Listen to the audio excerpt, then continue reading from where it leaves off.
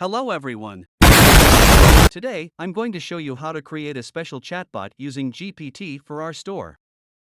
This chatbot will help our customers with pricing information. Let's start. First, go to the ChatGPT website and click on your profile picture. Then choose My GPTs and click on Create a GPT. Click on Configure.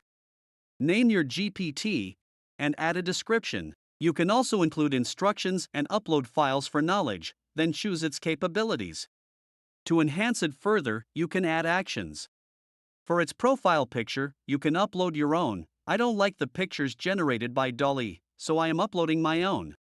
Now, hit the Create button and specify the type of GPT you want. You will see that it has now become a pricing assistant. It's up to me to specify the type of industry I am working for, so I tell it it's for digital products. It has given me two options. I am choosing the second one, so copy the second option and paste it in the message box. It again asks me a two-choice question, and I choose the second option. It is almost created. We can now check it out.